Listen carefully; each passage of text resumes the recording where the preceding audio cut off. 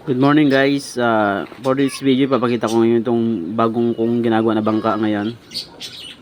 Mas mahaba to kaysa doon sa unang bangka ko. Siguro mahaba to ng 2 feet doon sa luma kong bangka. Kaya ako gumawa ng bago guys dahil nalilitan ako doon sa unang gawa ko. At saka mababa rin yun. Kumbaga hindi ako nakakapunta sa malayo.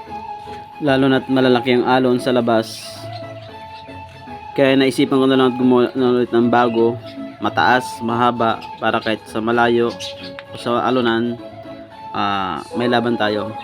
Kung makapansin nyo guys, mayroong hollow block. Nilagyan ko ng hollow block yan para gumanda yung bangon sa harap.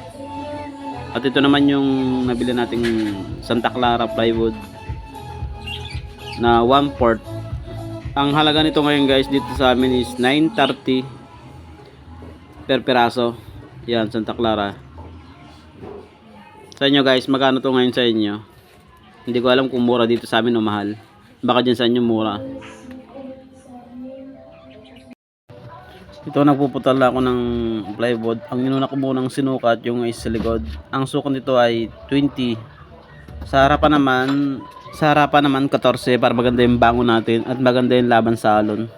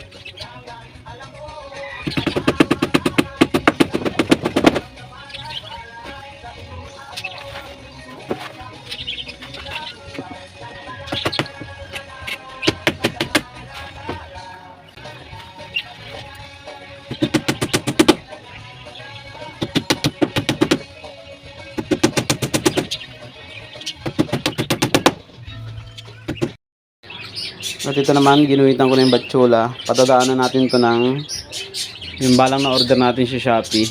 Ngayon magagamit na natin dito. Yan. Kung makapansin nyo yung kanal na yan, ganyan po yung gagawin natin ngayon. Diyan po ilulusot yung plywood para mas maganda yung kapit.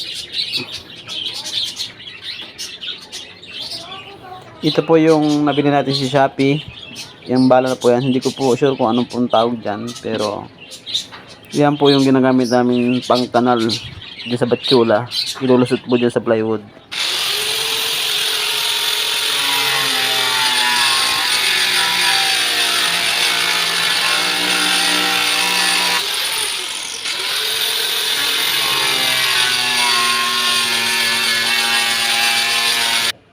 At ito na pa yung resulta ng pagkakanal po natin. Ganyan po.